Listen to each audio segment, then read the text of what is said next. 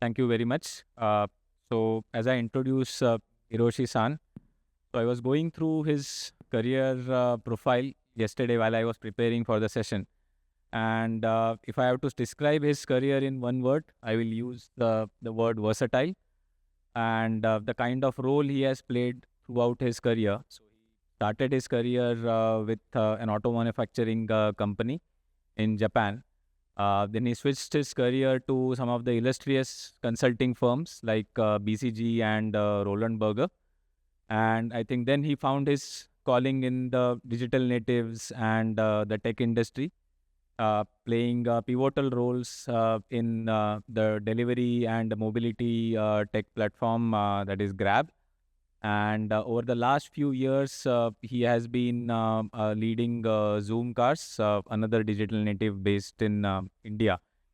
And so Zoomcar has really taken the Indian shared mobility space by storm and has really seen phenomenal growth over the last few years, now serving more than 10 million customers and having about 25,000 plus shared assets.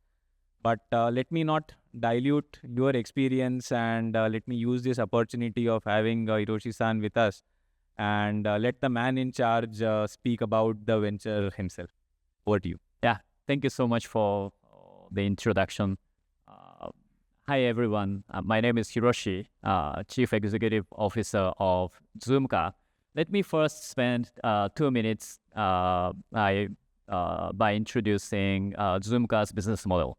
So basically, Zoomcar is a car sharing platform, peer-to-peer car sharing marketplace. It's a Airbnb for rental car.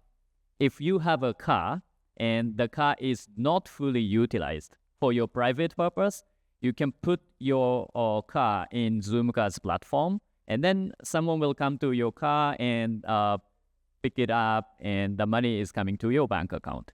So one example is if you have Maruti Ertiga 7-seater, usually you can get like 8 to 10 bookings per month, and then your net take would be around 30,000 rupee to 35,000 rupee, which is more than enough to cover EMI, insurance, maintenance cost, and you can still get some extra. And then at the time of bulk sales, at the end of the end of third year, fourth year, you can get the bulk cash in. So that's how it works. So on one hand, we call them host, vehicle owners as host. And then host can earn money and utilize their underutilized asset. And on the other hand, we have guests who rent out the car. Most of the guests don't have vehicles. Some guests own vehicle but keep traveling across cities. So then they need access to mobility service. So we are solving these two sides of the problem. That's how Zoomcar's works.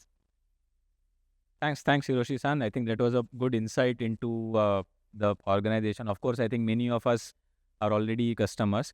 So this entire shared mobility space, as we call, that has been a quite unorganized sort of a sector in India in last few years. And of course, I think now is that we are sort of waking up to it. And with the kind of growth Zoomcar has seen over the last few years, clearly you have understood what is working in the Indian market for you to grow and what kind of compelling services or differentiators you have to position in the market to sort of get over the typical habits of the Indian customers and shift them to your platform. So definitely something has clicked for you over the last few years. So can you please share with us what has been the key to this kind of a growth that you have seen? Yeah. So Zoomcar's car sharing is a self-drive.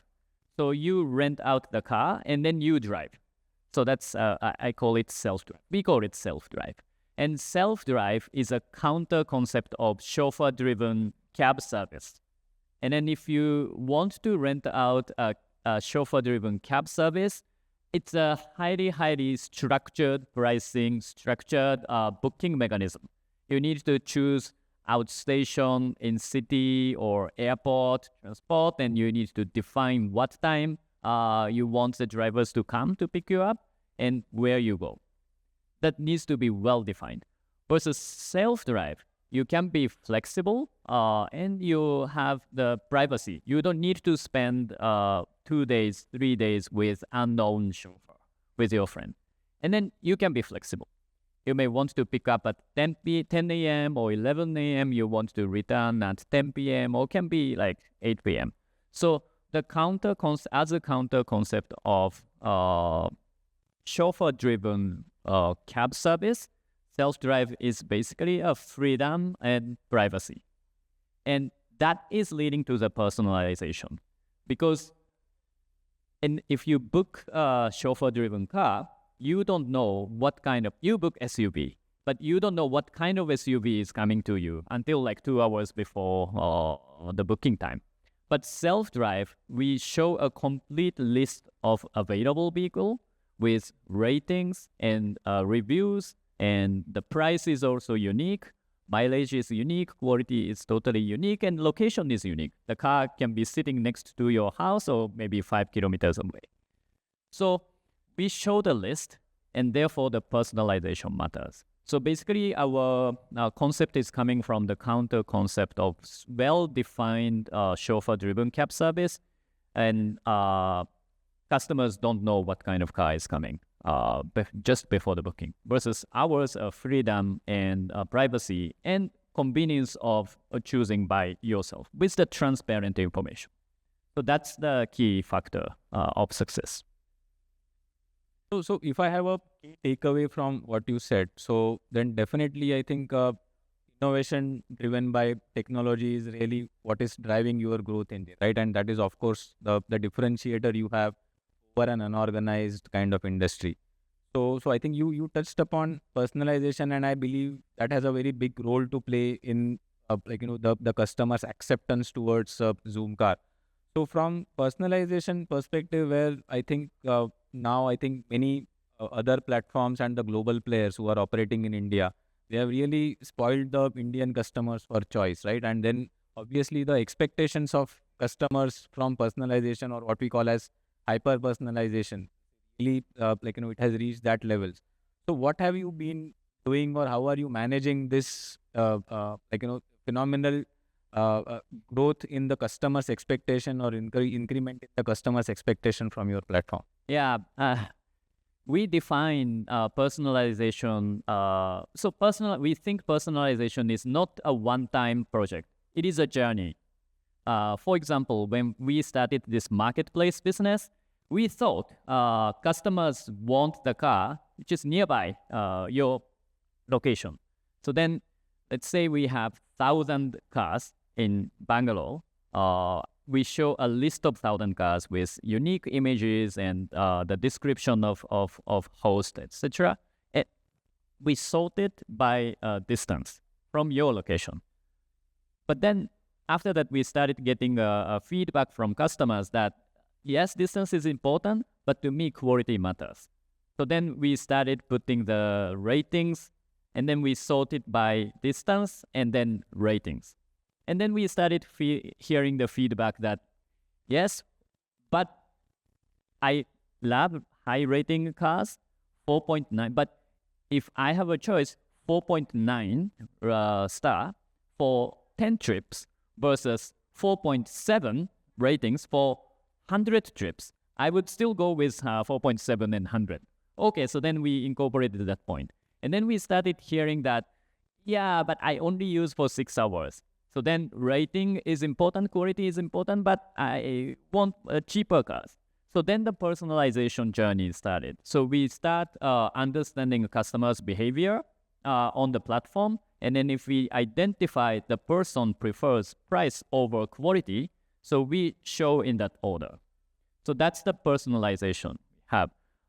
But then another challenge, it started evolving that even the same person, let's say I am a very price sensitive person, but if I make a booking for 6 hours, yes, I am very, very price sensitive. But if I make a booking for 7 days with my family coming from Japan and spend 7 days with family, I would really go for quality. So then even for me, after personalization, depending on the booking type, so the personalization and the preference changes. So it's a full like a journey and keep evolving it.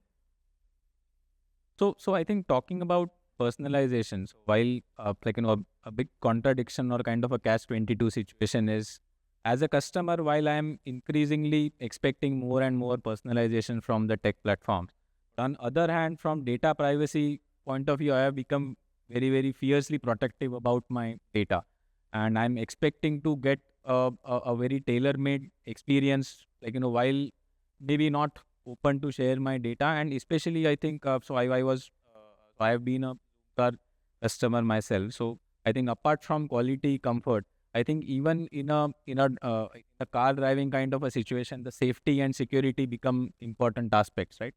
So then from that perspective, while making sure that you are offering more personal experience to customers, how are you also ensuring that you are on the right side of the law when it comes to data privacy or even the safety and security regulations? Yeah. So again, this is a journey. So regulation keeps changing and evolving based on what happens outside of India. So then regulation is basically, there's no question. We need to follow the regulation. We need to comply with that. But on top of that, consumer behavior also changes from time to time.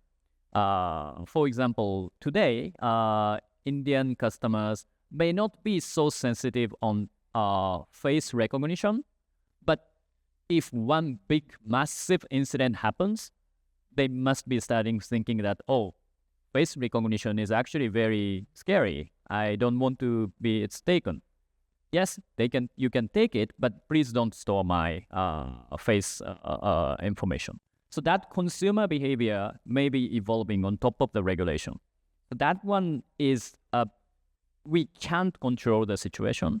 We just need to keep understanding what happened outside of India, because some countries like China, Asia, US, Europe has some sort of like a different stringent customer behavior.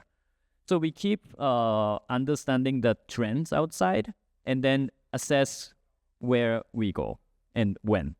That's one thing. Yeah. Great. So now Hiroshi-san, I think looking at the technology and personalization, face recognition, and AI and Gen AI, that's quite good, right? But then ultimately, sometimes it feels that the service industry is losing out that human touch, which is still important, especially in countries like India with like a fair bit of traditional value. So I see that Zoomcar has also come up with a concept of fulfillment centers, which gives your driver partners as well as your guests and hosts both an opportunity to interact with the people. So can you talk something more about that in terms of balancing the digital efficiency with a human touch? Yeah, thank you. I think that's a very great question. So we believe those two are not binary and not contradicting each other. It's actually they are helping each other. So two examples. So the digital efficiency, we usually classify, okay, so the rating example is a clear one. So even your car is 4.7 and my car is 4.7, we show it as 4.7, but actually it's not different. It's an oversimplification. So then people usually go to the next level of information, like reviews. Someone, other customers wrote the reviews for you, and then see what other people says. So then the personalization is coming.